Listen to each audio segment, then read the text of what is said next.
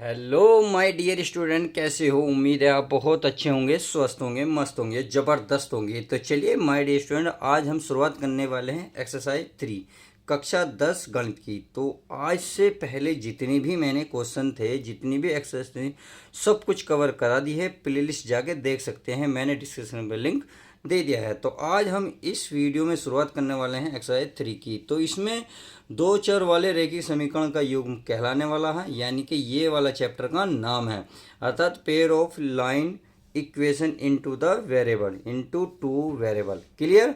तो चलिए अब पहले हम क्या करेंगे, इसके चैप्टर के नाम को ही अच्छे से समझ लेते हैं। तो जैसा कि आप सभी को पता है रैखिक समीकरण क्या होती है, मैंने चैप्टर नंबर 2 में बता दिया है। अगर आपको थोड़ा सा और समझना है तो चलिए मैं आपको और बता देता हूँ थोड़ा सा, क्योंकि हो सकता है कुछ बच्चों ने वीडियो वो ना देखी हो। तो हमें क्या करना है, पहले देखिए इसको समझ लेते हैं। देखिए रैखिक समीकरण का मतलब होता है, अगर मान ले आपके पास मान ले कोई पद है, जैसे 3x है प्लस का मैंने 2 लिख दिया, तो ये रैखिक समीकरण कैसे कहलाएगी वो देखिए। यहाँ आपके ये जो क्या है x है, इसे कहते हैं आप चर, क्या कहेंगे इसे? चर। और इसके साथ जो है अगर मैथ का अंक मिलेगा उसे कहलाएंगे प्यारे बच्चों अचर। क्या क्या क्या कहेंगे? अचर। इसी प्रकार से ये तो आपको पता चल गया अचर हो गया। तो आप देख रहे होंगे जो x पे पावर है, x पे जो घात है वो आपको कितने नज़र आ रही है? घात ध्यान रखना 1। कहने का मतलब है जब भी आपको x या y, मान लो 3y+6 है, तो आपको जब भी चर मिले और उस पर घात कितनी मिले? 1। अगर या तो आपको दिखाई नहीं देने की या लिखी हुई मिलेगी 1। तो ऐसी कंडीशन में जब भी आपको कोई कुछ भी चीज़ मिलेगा तो वो आपकी रेखीय समीकरण कहलाएगी। उम्मीद है ये बात समझ में आ गई होगी। अब यहाँ लिख रहा है प्यारे बच्चों दो चर वाले, यानी कि दो चर। ये क्या था आपका? एक चर। ये भी क्या था? एक चर। तो चलिए इतना हमने समझा। इसके बाद समझते हैं दो चर वाले। तो दो चर वाले क्या होते हैं, यानी कि दो पेयर वाले। तो दो हम क्या लिखें, यानी कि 3x प्लस मैं अगर 2y लिख दूँ प्लस मान लो 6 लिख दूँ, इक्वल लिख दूँ मैं 0। तो आपने देखा यहाँ आपके एक चर है, यहाँ भी आपका एक चर है, इसकी भी पावर 1 है, इसकी भी पावर 1 है। तो ऐसी कंडीशन में जो आपको मिलेगी वो मिलेगा दो चर वाले रेखीय समीकरण, क्योंकि एक इसमें एक चर ये रहा, एक चर ये रहा, तो दो चर हो गए। तो यही कह रहा दो चर वाले रेखिक समीकरण दो हो गए, और रेखिक समीकरण जिसकी घात 1 होती है। परंतु इतनी बात करने के बाद लास्ट में एक शब्द लिखा है युग्म। अब युग्म क्या होता है इसको अच्छे से समझ लेते हैं। युग्म माने होता है पेयर, यानी कि जोड़ा, यानी कि दो इक्वेशन मिलेंगे आपको। एक जैसी इक्वेशन ये मिल गई आपकी, एक इक्वेशन मान लेते हैं 5x प्लस 4y और प्लस के 3 इक्वल हो गई 0। तो आपने देखा एक इक्वेशन ऊपर है, एक इक्वेशन यहाँ है। तो इस तरीके से आपने देखा दो चर वाले रेखिक युग्म, युग्म माने जोड़ा, हमें जोड़ा मिल गया। रेखिक युग्म में क्या पहचान है ये हमने बता दी कि जिस पे पावर 1 होगी तथा दो चर वाले दो चर होंगे। उम्मीद है अच्छे से समझ में आ गया होगा। क्लियर? तो चलिए अब आगे देखते हैं। आगे हमारा क्या था, अब देखो इसको कैसे फॉर्मेशन, यानी कि किस तरीके से लिखते हैं। आपको किताब में जो मिलेगा, कॉपी में मतलब किताब में जो आप लिखा हुआ मिलेगा वो किस तरीके से होगा वो आपको मिलेगा इस रूप में देखने को मिलेगा। जैसे a1x plus b1y plus c1 equal 0। अगला है a2x plus b2y plus c2 बराबर 0। इस तरीके से आपको ये किताब में देखने को आपकी समीकरण मिलेंगी। अब a1 b1 c1 क्या है, कैसे वैल्यू निकलेंगी? अगर मान लेते हैं मैं यहाँ आपको दो इक्वेशन लिख देता हूँ। जैसे मान लेते हैं मैं यहाँ लिख देता हूँ 2x plus 3y plus 6 equal 0।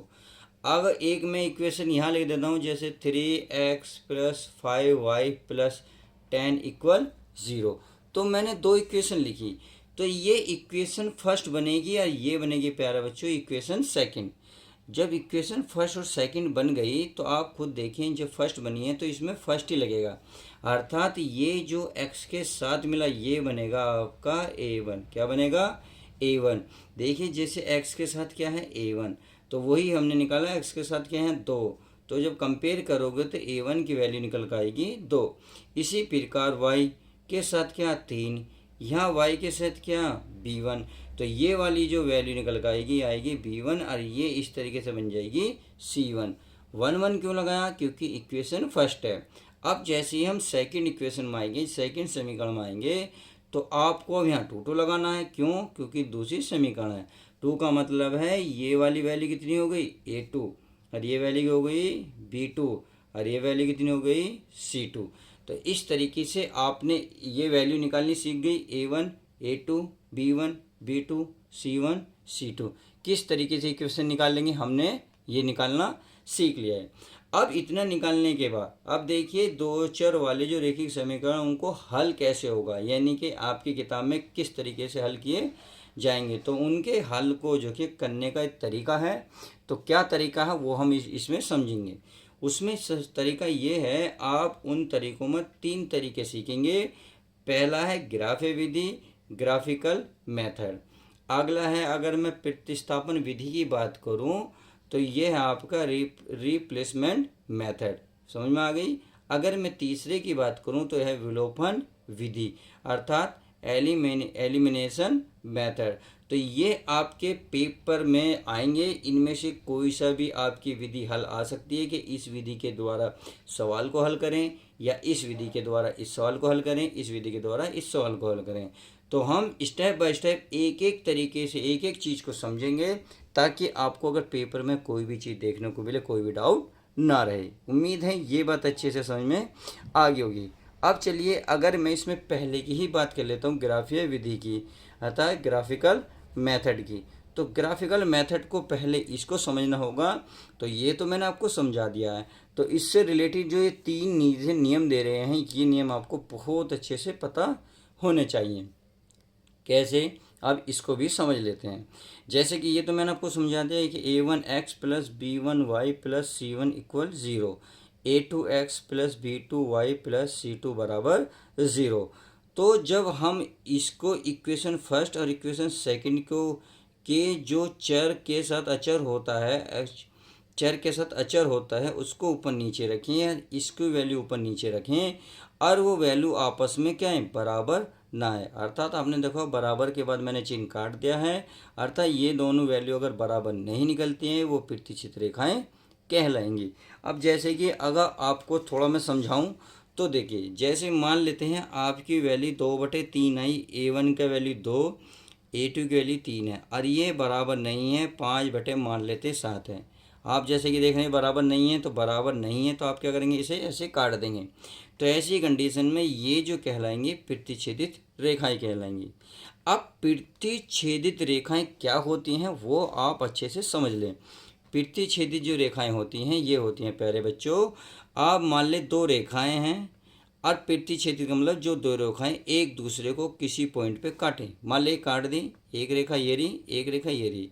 तो आपने देखा ये 2 रेखाएं किसी पॉइंट पर एक दूसरे को कट कर रही हैं। तो ये 2 रेखाएं एक पॉइंट पे ही कट कर रही हैं, तो जो पॉइंट कटेगा वही उसका हल होगा। क्या होगा, वही इसका हल होगा। अब आप देख रहे होंगे ये 2 रेखाओं पर एक ही पॉइंट ऐसा है जहां 2 रेखाएं एक दूसरे को काट रही हैं। अब जरूरी नहीं, देखो ये रेखाएं ऐसे भी काट सकती हैं, जरूरी नहीं ये रेखा पहले बच्चे ऐसे भी काट सकती है। तो कहने का मतलब है एक ही पॉइंट पर ये रेखाएं काट रही हैं, तो ये प्रतिच्छेदित रेखाएं कहलाएंगी। और जहाँ एक दूसरे को इंटरसेक्ट करेंगे अर्थात काटेंगे, तो वो एक हल होगा। क्या होगा, एक हल। क्यों, क्योंकि एक ही पॉइंट पे इसने इसको काटा है। उम्मीद है ये बात अच्छे से समझ में आ गई होगी। तो चलिए अब आगे देख लेते हैं। आगे है हमारा, अब देखेंगे A1 A2 B1 B2 C1 C2। Clear, समपाती रेखाएं हैं, अर्थात इनके अनेक हल निकलेंगे। कहने का मतलब अगर ये तीनों आपस में बराबर आ जाते हैं, अर्थात A1 A2 कहाँ से निकल कर लाएंगे, इक्वेशन फर्स्ट और इक्वेशन सेकंड से। तो अगर हम ये तीनों आपस में बराबर निकल पाते हैं तो वो समपाती रेखाएं कहलाती हैं। अब समपाती रेखाएं क्या होती हैं वो आपको मैं बता देता हूँ। समपाती रेखा होती है जो कोई रेखा होती है, अगर उस रेखा के ऊपर एक अन्य रेखा भी खींच दी जाए इस तरीके से, तो ये एक दूसरे को क्या कहेंगे, समपाती रेखाएं कहलाएंगी। अब आप देख रहे होंगे ये रेखाएं बहुत जगह अनंत इन्फिनाइट जगह ये एक दूसरे को टच कर रही हैं, अर्थात एक दूसरे को काट रही हैं। तो इसमें कितने हल निकलेंगे बताइए? अनेक हल निकलेंगे। आप देखना, आपने देखा। तो यही मैं कह रहा हूँ, जो संपाती रेखाएं होती हैं उनके क्या होते हैं? अनेक हल होते हैं। उम्मीद है ये बात अच्छे से समझ गए होंगे। चाहे स्टार्टिंग पॉइंट देखें, चाहे मिड पॉइंट देखें, चाहे लास्ट का पॉइंट देखें, अर्थात आप शुरू से लेकर लास्ट तक जहाँ भी देखेंगे ये अनेक बिंदुओं से टच करती हुई निकलेगी, स्पर्श करती हुई निकलेगी, कट करती हुई निकलेगी। उम्मीद है समझ गए होंगे। तो ये कहलाएंगे आपकी अनेक हल। तो कितने पॉइंट निकले? अनेक। तो अनेक हल निकल जाएंगे। सही है। तो बस इस बात का आपको ध्यान रखना है, जहाँ भी आप कोई लाइन काटेंगे, कितने जगह काटी है उसके उतने ही हल होंगे। इसमें कितनी जगह काटी है? एक। तो एक ही हल निकला, वो सीधी सीधी रेखाएं कहलाएंगी। क्लियर? चलिए, ये बात अच्छे से समझ में आ गई होगी। अब बात कर लेते हैं A1 A2 बराबर B1 B2।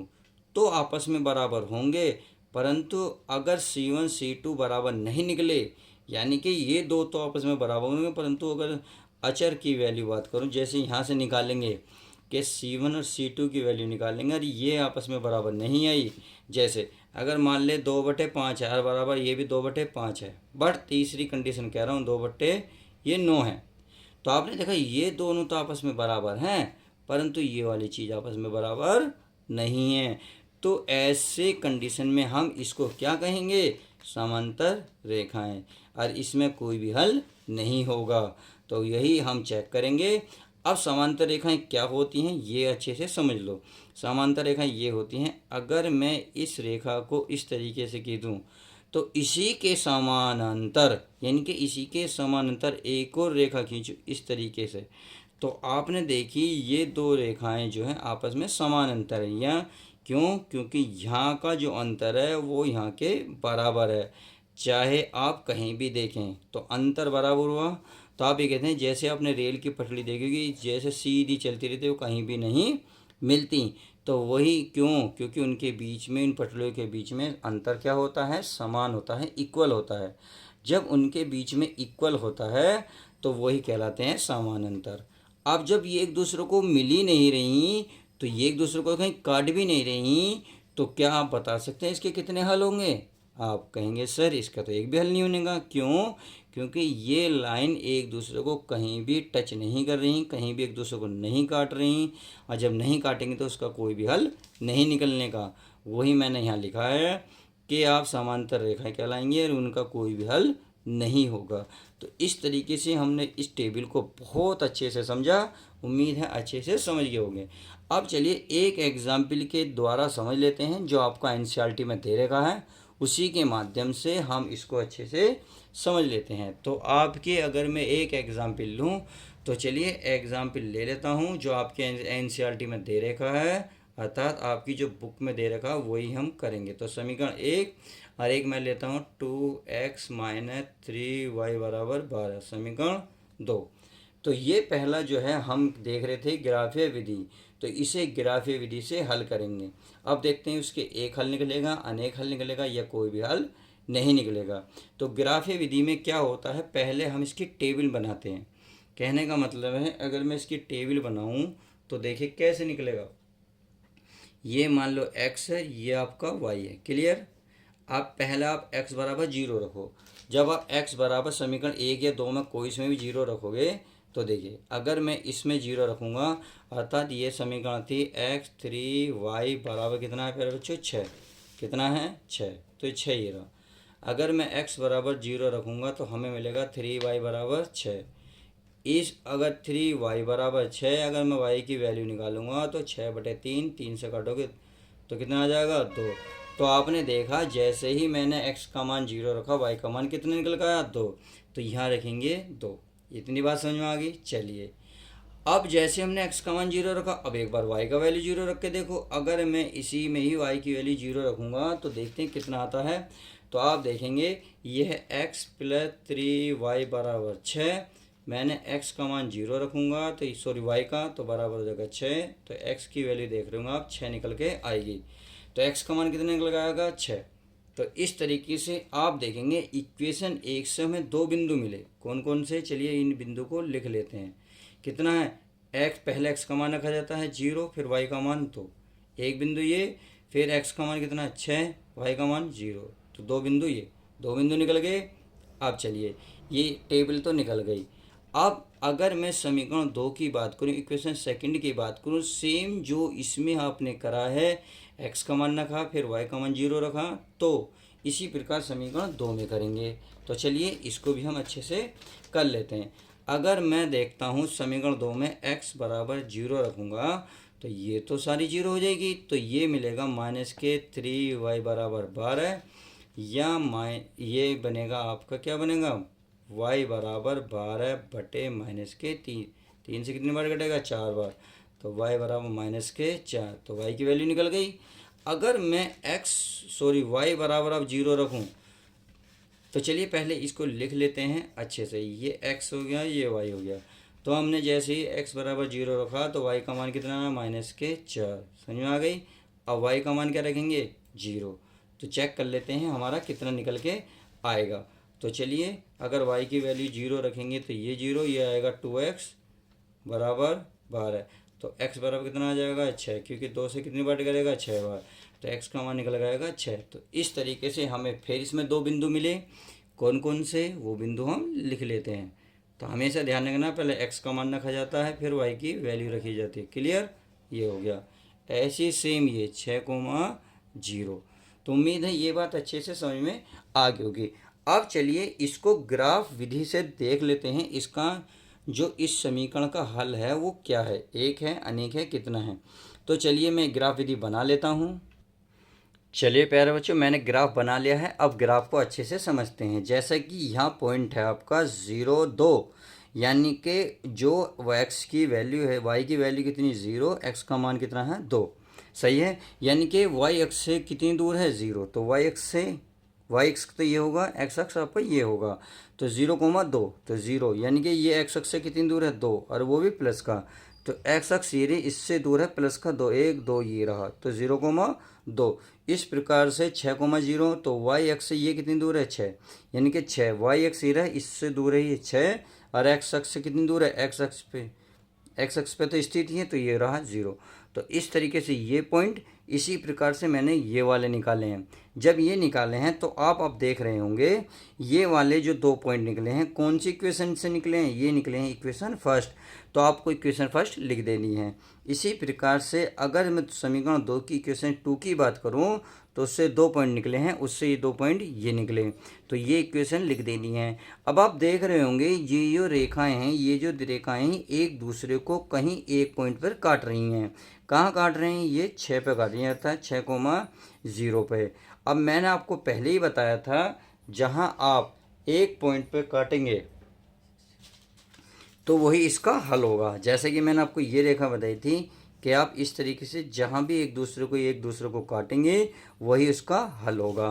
तो आपने देखा होगा ये जो 2 रेखाएं एक दूसरे को किसी पॉइंट पे काट रही हैं वही इसका हल हुआ। अर्थात आप ये कह सकते हैं x का मान 6 और y का मान 0 हुआ। अतः आप लिख देंगे, अतः x का मान क्या निकल का आया प्यारे बच्चों, 6, और कोमा y की वैल्यू कितनी निकल गई, 0। यही आपका आंसर होगा।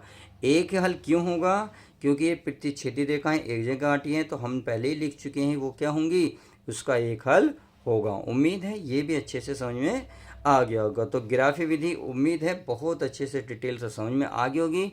तो हम अब दूसरी मेथड देखते हैं। दूसरा मेथड हमारा क्या कहता है, प्रतिस्थापन विधि, अर्थात रिप्लेसमेंट मेथड। तो चलिए इसको भी बहुत अच्छे से समझ ही लेते हैं इसी एग्जाम्पल के माध्यम से। चलिए अब प्रतिस्थापन विधि को अच्छे से समझ लेते हैं। हमने पहले ग्राफी विधि समझी, अब प्रतिस्थापन विधि। प्रतिस्थापन का रिप्लेसमेंट मेथड, अर्थात एक की वैल्यू निकालो फिर उसकी वैल्यू दूसरे में प्रतिस्थापित कर दो, यही आपकी रिप्लेसमेंट मेथड है, सही है। तो अगर मैं समीकरण 1 या 2 से बात करूं तो चलिए अगर मैं इक्वेशन में 1 से लूं, यानी कि यहाँ मैं लिखूं समीकरण आपकी 1 से, यानी कि इक्वेशन फर्स्ट से देखूं तो इक्वेशन फर्स्ट ये कहती है अगर मैं x + 3y बराबर 6, अगर मैं x की वैल्यू निकालूं तो 6, ये प्लस वाली चीज़ कर दे जाएगी माइनस में, तो ये आपकी पहली प्यारे बच्चों की समीकरण बन जाएगी 3। समझ में आ गई। अब इस x की वैल्यू आप समीकरण जो आपने हल निकाली है उससे दूसरी जो बची उसमें पुट कर दो। तो चलिए उसमें पुटअप कर देते हैं, अर्थात इक्वेशन 2 में x की जो वैल्यू हमने निकाली है 6 - 3y उसको रख दो। तो यहाँ पर लिखेंगे x का मान, x की जो वैल्यू है वो इक्वेशन कितने 2 में रख देते हैं। तो x का मान समीकरण 2 में, तो चलिए इक्वेशन 2 में पुट कर देते हैं। तो ये हमारी पहले प्यारे बच्चे कितनी है, ये आपका 2x - 3y बराबर 12। तो 2 × x का मान कितना है 6 - 3y माइनस के 3y है बराबर के 12। क्लियर। तो चलिए इसकी मैं मल्टीप्लाई कर लूँ, 6 के 2 की मल्टीप्लाई करेंगे -12, इसकी करेंगे 6y माइनस के 3y बराबर 12। अब इस 12 को उधर ले जाएंगे तो कैंसिल हो जाएगा, अर्थात 6y। अच्छा कितना हो गया प्यारे बच्चों, ये हो गया 6 × 3 9, कितना हो गया 9, क्योंकि माइनस माइनस ऐड हो जाएंगे और बराबर 12 माइनस के 12। तो आप देख रहे होंगे ये y बराबर 12 में से 12 गया 0, इसे नीचे लाओगे तो ये भी सब कुछ बन गया 0। तो y की वैल्यू कितनी आ गई 0। इस y की वैल्यू को 0 को अगर मैं इक्वेशन 3 में रखूं तो कोई दिक्कत तो नहीं, तो y की वैल्यू पुट कर दो इक्वेशन 3 में। तो आप लिखेंगे जो y का मान है, y का मान क्या लिखेंगे, y का मान समीकरण 3 में।